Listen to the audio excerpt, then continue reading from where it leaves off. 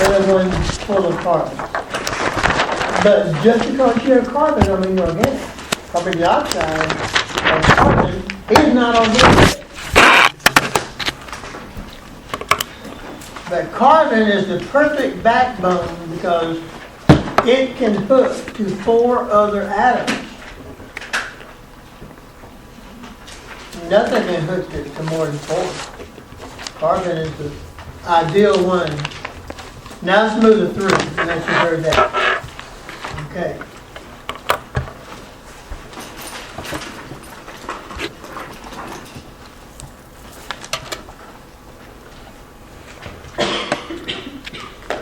Before you get the blank, let me tell you what we're talking about.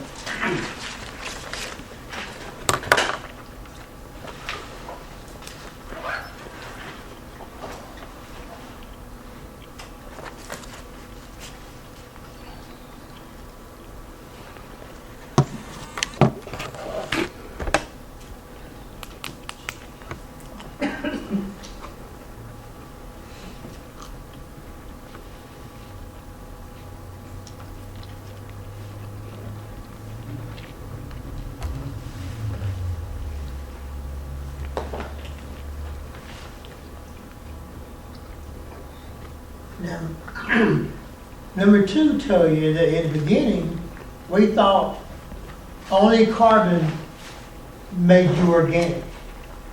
And we began seeing other things like carbon dioxide that, well, that's not organic, so we had to redefine our definition. So then we said hydrogen. You need carbon hooked to hydrogen to be organic. And then we said, let's make it better. You can have carbons hooked to carbons and or carbons hooked to hydrogens, and you are organic. That solves the problem of carbon dioxide.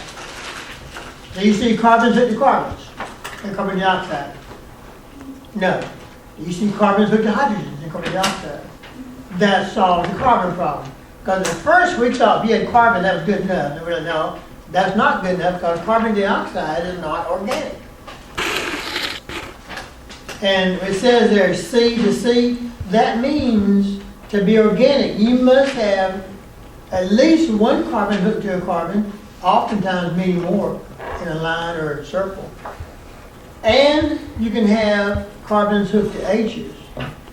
That methane gas right there, that is purely organic because it's a carbon hooked to 4 H's. And by the definition, that is organic. A carbon hooked to H's. But carbon by itself is not. Not by itself. Carbon by itself is never going to be an organic compound. You must have a carbon hooked to at least one more carbon, or a carbon hooked to hydrogen. Then you can say that's organic.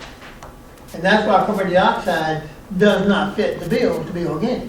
It's just one carbon hooked to oxygen, which is not part of the definition. Okay? Let's see what F4 says.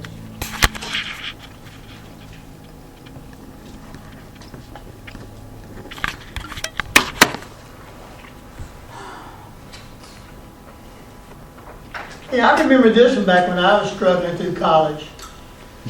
About the ains, enes, and ines. If you got that ending, I'll guarantee you are an organic compound.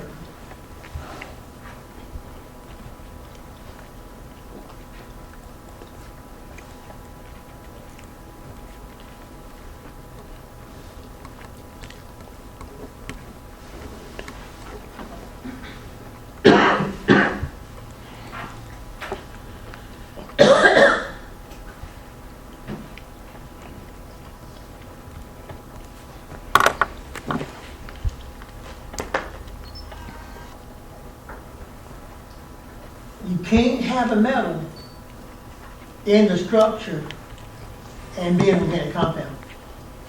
Can't be. Can't have it. Because if you do, that is an inorganic compound. You can have a metal, but it won't be called organic. It'll be called inorganic. But if you have, now, are O's mentioned up there? You can have C's, H's, and O's. But the C's and H's are still maybe hooked together. And they are. And the big old sugars you saw earlier, there's like a C, O, and H. And sometimes there's a C to an H.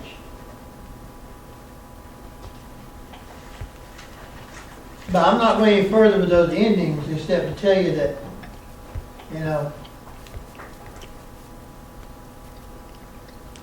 anyone know the real name for drinking alcohol? Not the rubbing kind, the kind that you brew in the moonshine still. Is that methane or ethane? Ethane. Is it methyl or ethyl? Ethyl. Yeah, if you drink methyl, you're going to be dead. You can drink ethyl. But the ethyl is made by bacteria, which when it has a sweet So that's smell very to it. good. But how does the word ethanol end? What's the ending of ethanol? Mm-hmm. That's not organic. You said ethanol, oil? Yeah, that's OL. Any OL is an alcohol fermentation product. But of course, you know, if you can use yeast to make moonshine and get drunk on it, the same used to make bread rise and bake a cake. Why don't you get drunk on chocolate cake? The same yeast I don't use it, but the same yeast that moonshiners use to work on the corn mash produces the alcohol that then is your shine. The same yeast can be used to bake bread with. You don't get drunk, eat loaf of bread, yes. Because So at the nature. After like 3 days, it begins to smell like Exactly. beer. Like Oh, how yeah. long would it, or how long would it take to actually become beer? It's going there right then. As you keep cooking the dough, you cook the alcohol out of it. No, like the raw dough. Oh, yeah, no. It That's smells what like moonshiners alcohol. do. But then what you gotta do, you gotta boil it then though. When you boil it, you As make steam it rises fruity. off of it, and the steam does alcohol. You know that round pipe they use on a still? Well, in that pipe, it condenses. What does it mean to condense? Turn from steam back to a liquid. At the end is drip, drip, drip. Well, there's your alcohol over here. But that's why you always have a still. You always got fire under it, and it's going to be hot, of course. But that condenser, that coil pipe. The problem with some folks that they don't go to Ace Hardware. They take an old car radiator and rip out the inside, the copper. I wouldn't drink that crap. The antifreeze will do what to you? That's what's in that. So, but do you know it's not illegal to drink to make booze for your own consumption? Do you know that? You can have your own still in your house as long as you drink it. But when you sell it to somebody and you put that $5 in your pocket, did you pay taxes on that money? That's why the revenue is coming. It's only illegal to make alcohol if you sell it and don't give the government part of their due. Pabst, Blue Ribbon, Budweiser, they're legal because they pay their taxes. Moonshiners don't pay them taxes. They make the brew and you give them a couple bucks, they'll give you a jar of it. And that's like under the table, like waitress on the table now. And that's why I said the revenuers. It's the Internal Revenue Service that busts stills. Because I guess if you found some way to pay your tax, but it's always been, you can buy stills on eBay. Now they're not these 500-gallon kinds. They're the kind you make your own brew. I'd be scared of my own brew though. Bobby should be dead, died of alcohol poisoning. I don't even drink store-bought beer, let alone something made. All right. So, to be organic, you must have carbons hooked to carbons and/or carbons hooked to H's and no metal. No silver in there, no gold. It's usually it's going to be C's and H's and O's, sometimes a P, sometimes an N, but a P and an N, those are not metals. Like your DNA, it's got phosphorus. It's got C's and H's and O's and P's. But that's organic. You can't have C's and P's and H's and O's and AU's for gold. That would not be an organic compound. All right. There are 4 classes of organic compounds. Most folks call these nutrient classes, and I got no problem with that. But there are 4 major classes of organic compounds. And you eat these because that's how you maintain your health. And these are the ones that you probably named on that pop test. Now, I just say carbs or carbohydrates, but carbs. Those are your sugars and your starches. I didn't say sugar and starch. I expect people in college to know that carbohydrates are your sugars and they are your starches. That's your bread, your cereals, and things like that. Of course, lipids, that's the fat, and proteins, those are the building blocks of life. And nucleic acids, those have 2 jobs. The DNA ones, they're the ones who maintain your heredity. The RNA ones, they're the ones that control the kind of proteins you make. You gotta have proteins, but the RNA determines what kind they are, based on what the DNA tells him. DNA is your overall boss. He's the big boss. The DNA tells RNA, he goes out to the cell, talks to ribosomes, and they make the kind of protein the RNA is said to, but his orders came from the DNA. The buck stops at the DNA. Hey, he's the boss. He's the boss. And he never can leave the nucleus. He's too big to leave the nucleus. So what he does is he passes his instructions on to what we call messenger RNA, goes out to the cell cytoplasm, goes to the ribosome, the protein factory, and says, ribosome, here's the plan. The nucleus, he wants this made. And the ribosome makes what the RNA said, which is actually the opposite because of how it works. What's the opposite color of white? Black. All right, so if I'm the DNA and you're the RNA and you're the ribosome, I'm going to say white, you're going to say Black. Now when you hear black, what you going to make? White, the opposite. It works on opposites. Now if I want black marbles produced, I'm going to say black, she's going to say White. and then the ribosome does black. This is exactly how it works. They read opposites. Well, that's how photography worked back in the old days. You had a negative, which was the opposite picture of what you actually wanted. But we realized that even though we use that in cameras, nature does it all the time. If I say up, she says down, she goes up. What I said, what she does. I can't talk to her directly. I can talk to her though. So, but I lie to her. And then she lies to her. And I get my way.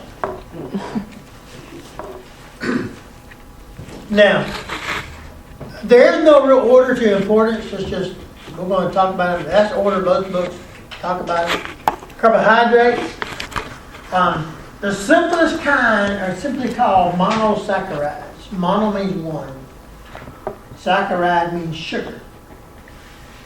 What are the little white tablets called? Saccharin? Those are sugar substitutes. And the word saccharin is a play on the word saccharide.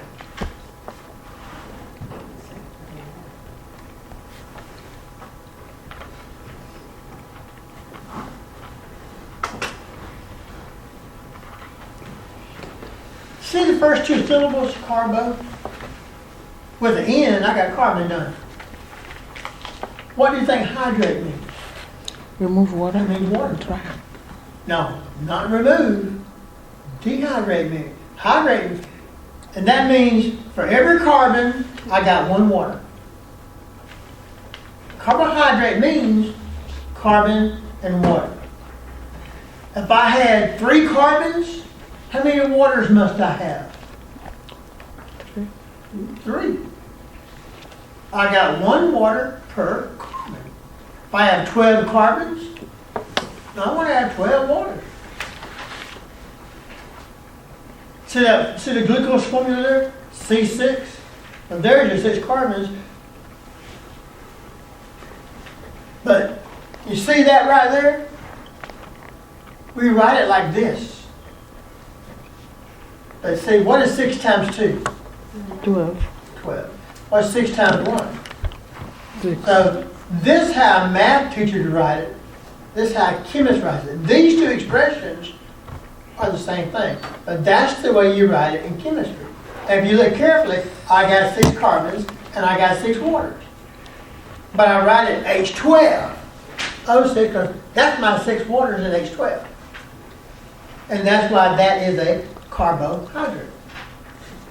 Now, you can have something like C6H44O14.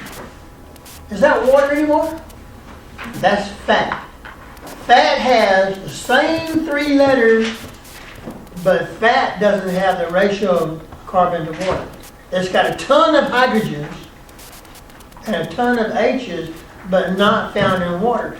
Which one of those two, between a carbohydrate and a fat, who's got more energy in it, really and truly? Fat. The fat does. But who is more complicated to break down? The fat is. So the body, if the body is given a choice between breaking down carbohydrates and fats, who's he going to choose? Carbohydrate. The carbs. And what happens to the fats? They're sent to live on your hips, back of your legs, until you need them. And if you keep eating, you'll never need them. You get bigger and bigger. But the carbohydrate, that is the body's favorite gasoline. My car runs regular. I don't run diesel.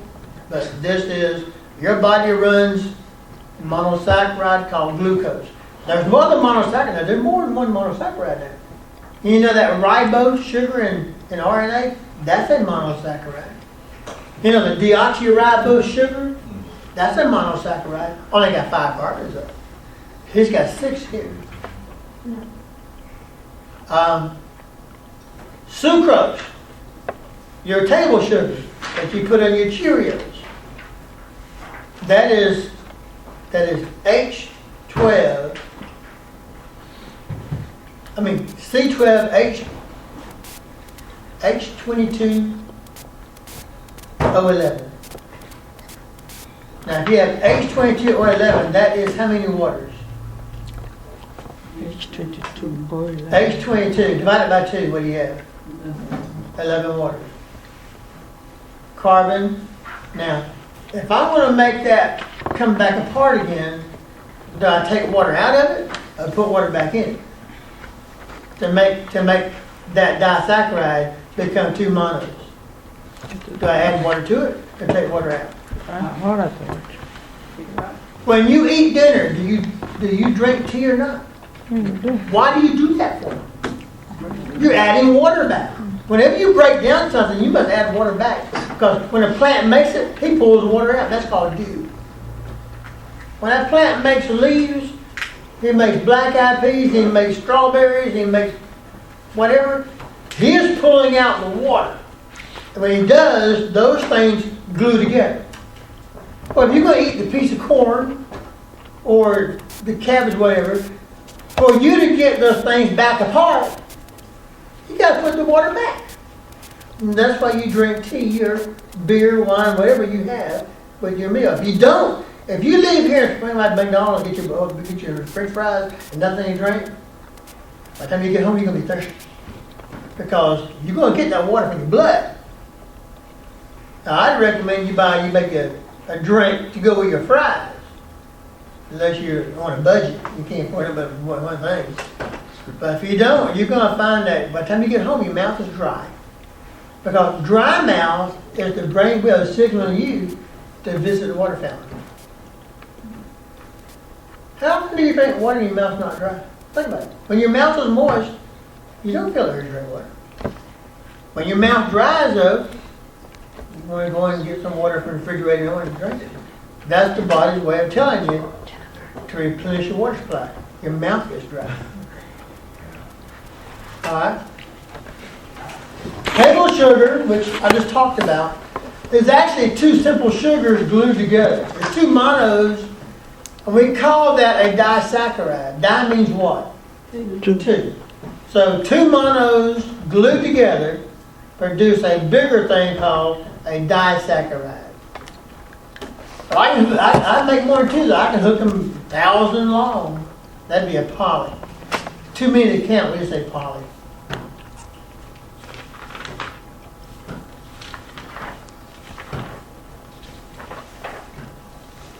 There are two disaccharides that are important to human beings. That's one of them. The other one's called lactose. Where do you find lactose? In milk. In milk. In milk. But lactose is still too big that you gotta break it in half. When you break down lactose, you get one glucose molecule and one galactose molecule. Galactose is a monosaccharide. So if when your body breaks down lactose with the enzyme lactase, you tear it apart, there's glucose and there's galactose. When a cow makes it, the cow takes glucose and galactose and fuses them, and that's the milk you drink, which is lactose. Now, if you're lactose intolerant, are you allergic to it or just can't digest it? Yeah. You're not allergic to it. You can't digest it. Well, that causes problems in your intestines because the bacteria living in there, they can't. They produce gases and cause all kinds of stuff. Pain is tremendous. So before long, people just say, don't give my child any, like a school. Elementary teachers got to know what kids can have milk. Some kids don't remember. Or they're ashamed of it for some stupid reason. So when their friends have milk, they'll get milk too because I don't want to be a loner, folks point at it. And then they suffer for it. So sugar, you said sugar and lactose are two important dyes. Sucrose and lactose are two disaccharides important to our diet. Oh, as you get older, all of us become lactose intolerant. That's why you start eating black-eyed peas. If you eat milk all the time, that's not going to support you, and so you don't do it, you become slowly lactose intolerant. Some folks that drink like a huge milkshake can get a stomachache because they're not digesting the lactose in the milkshake. And some folks learn that I can't drink that big a shake, give me a small. But we all of us in here, as you age, become lactose intolerant to some degree. Unfortunately, there's some babies born that way from the get-go. Those are the ones, he can't talk to you, so you watch him scream in agony, and then you figure out that, I got to start giving him milk. And human milk, high in lactose. So when a mother can't nourish, they go to like goat milk. Goat milk has milk, but not high in lactose. Ain't milk? No, we're not. Milk is not always same. But we knew that human milk, high in lactose. So a lot of times you find little babies start to suffer from nursing on mama, and they just can't put up with it. You can buy products, off the shelf, which substitute, and it's good, no problem.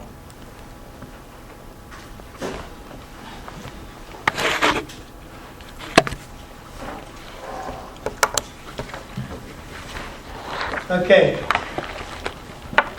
Copy that down.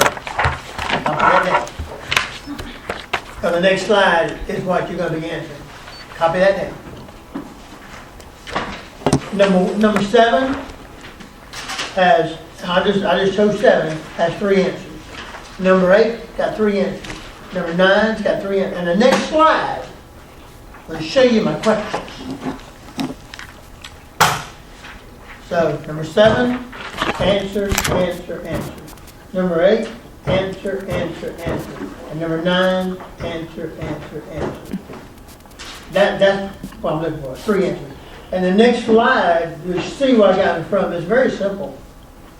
You ready to see it? All right. For number 8, I just told you. Where's number 7? I just told you. For number 8, blank, I want to know what milk sugar is called. And I want to know what 2 monos is made of. That's your blank. Wait, that's number 7? No, we don't. Okay, the numbers are wrong. That's 7, 8, and 9.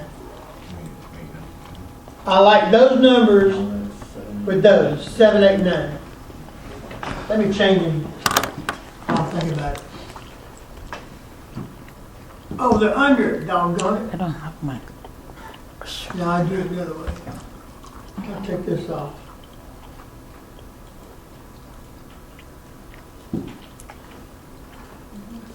And I'm gonna say 7, 8, 9.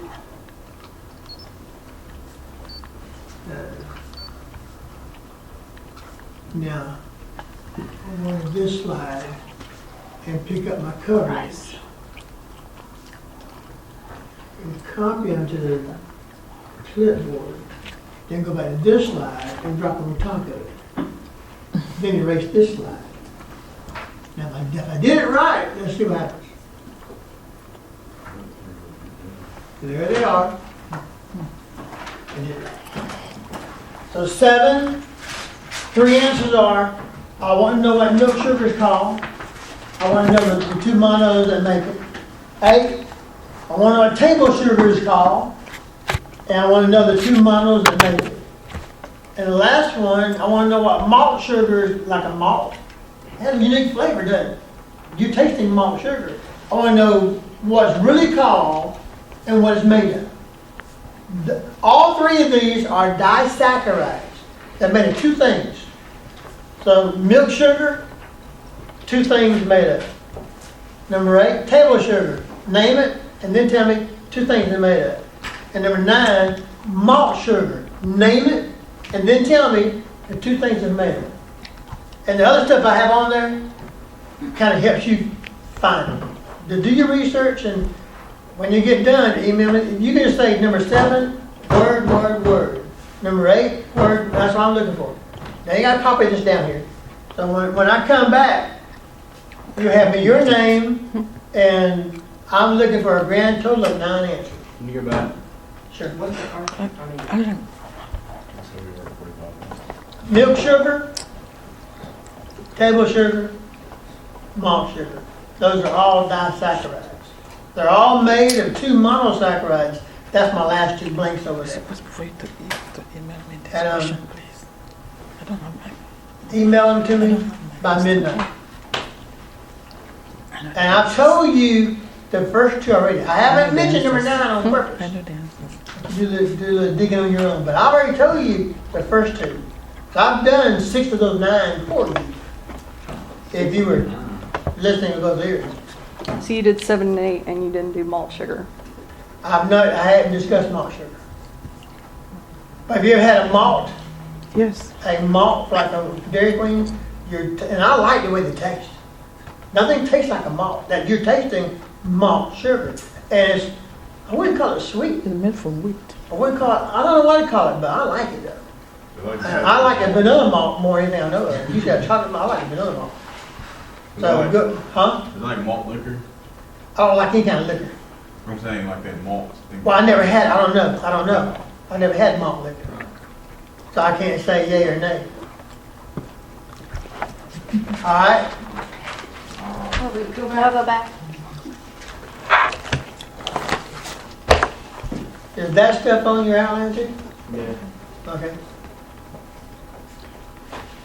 I'm wondering, well, that's a 7 there, right?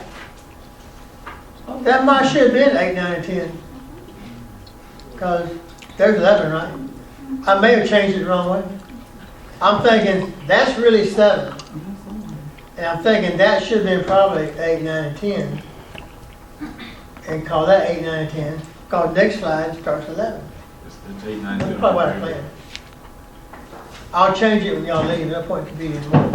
So what I'm looking for on my turn in, I'll call them, but I want to change it. I think what I've done, I've misnumbered these things. I have a 7, and I got an 11, and 8, 9, 10 is what those should have been. Yes, ma'am. So on our homework, we put 8, 9, 10. I won't care what you do. Okay. The first one I know is going to be the milk sugar.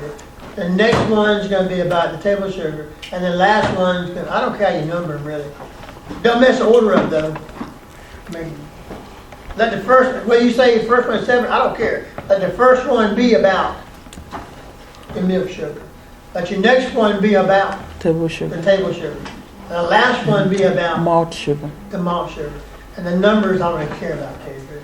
Let's go to the next one one more time. I'll change those numbers when y'all leave so I can get it like I think I want it. That should be 8, 9, and 10 really. So the next slide comes up with number 11, and you're missing a 10, are you not, or do you have one on there? So it says 10. Is a 10 on there? 10 is the malt sugar on this. Well, I'm telling you, I think this is wrong. I think yours numbered right. I think mine's wrong. What's your number 8 on that one? Milk sugar. Confused. Well, I'll fix it right now. Let me go ahead and fix it right now. All right. This really should be 8. This Should be 9. should be 9. 11. I hate these things automatically. And this should be, where'd it go? 10.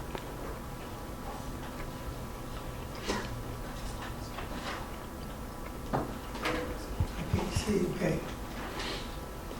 Okay, there's 7, 8, 9, 10. Now I got to do what I did a minute ago. And get under it by taking these things off.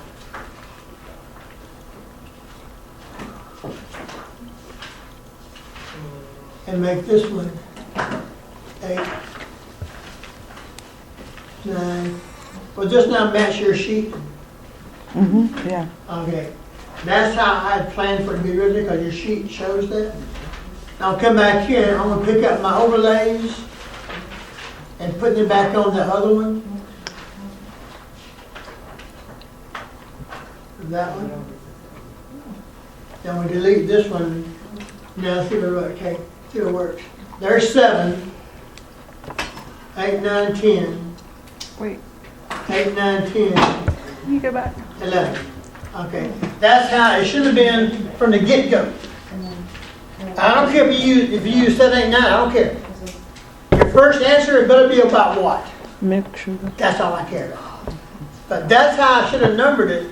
Because I did your paper right, I just screwed up on PowerPoint. So, Mr. Kraft, when it comes to naming what those things are, we just, like, name the normal name and stuff? Yeah. There's only one name for it.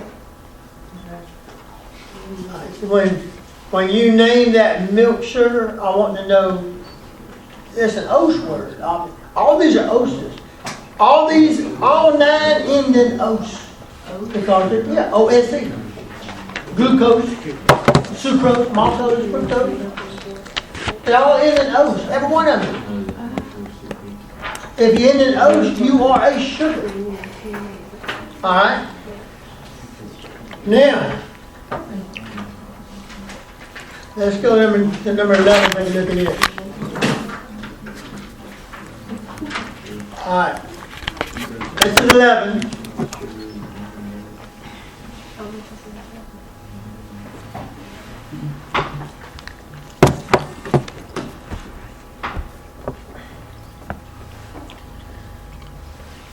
I think I've shown you this one time before, but I didn't actually put it in writing the way a chemist would put it in writing.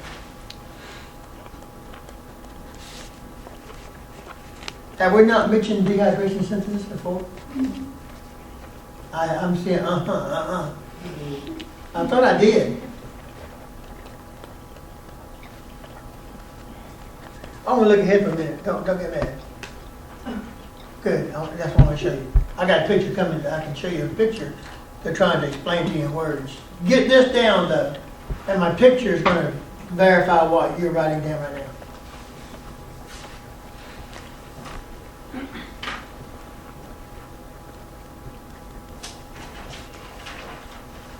And you can tell that's me talking. I never copy a book. I always take it and try to put it in English, so to speak.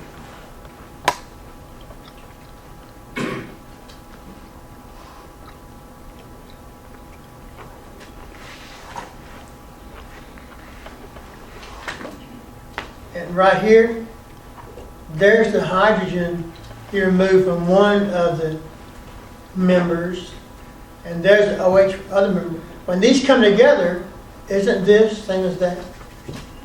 But that's your water.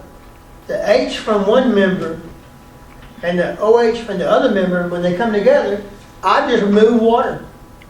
And then they stay together. Here's a picture now. Are y'all ready? No.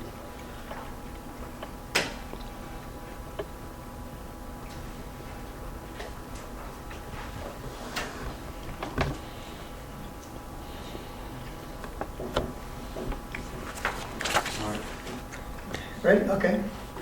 Now, this is, now look up here. These two things are separate. This is a monosaccharide, and that's a monosaccharide, and this is glucose, this is glucose. Now, you see the H right there? And that OH? If I remove these two as water, then this O can go to this leg, like right there. For this O to come across, I got to remove his H and both of these. This free this bond. Now this bond can go right across and hit this O. That's what's done over here. So to make this happen, to make these glue together, I have to pull out the water. I dehydrate it, and I'm doing synthesis. By removing the water, I'm making something big. I take two small things and I glue them together by removing the water. All I did, see right here, that stuff can be freed up. Oxygen, I got to free them up. He'll reach across here if I get these things out of the way. So I pull out this H and that OH, and when you get together, there's my two H's, there's one and there's one. My water, now this oxygen is now free to reach across and bond right here. And that's exactly what it does. That's how the plant does it. And this is the dew that you see on your car some mornings. How, most of it, it'll make your pants wet, get on it. You gotta dry it off now. Now, if the air is dry, there is no dew. But the weather out there now is full of moisture, that'd be dew. But dehydration synthesis produces maltose. And for you to break it down, you got to put the water back. You take this water and put it back in there, and these two separate and become that again. You can use this, you can't use that. This is too big. I can use one by itself though. I use two by themselves. But I can't use two that are still joined together. They won't go in my bloodstream.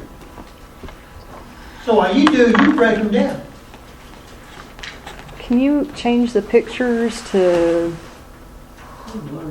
make them not quite so blurry? That's as good as I can do it. Oh yeah. I Okay. blew it up now. I can shrink it down to be like that. Is that better or worse? I can read it better. Now, if I do it like that, I like it better bigger myself. Okay. Well, hold on one second. All right. What does that say with maltose?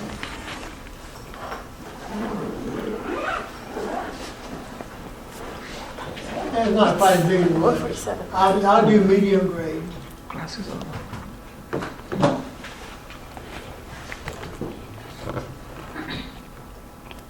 See how far I gotta go.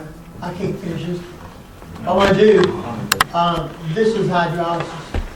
I'm going to, yeah, okay. Up to 11, this shows us building a big molecule from two small ones by pulling out the water. Now this time, one more time. What must you do to make them separate? You got to put the water back, right? Well, when I come in here, this one tomorrow, yeah, it's going to start with putting the water back. We call it digestion. And you drink a lot of tea because you put the water back and you break things down. Okay? So, I'm going to say, I'm on slide 511. I come in tomorrow, I'll do slide 5, 12, and I'll be grading paper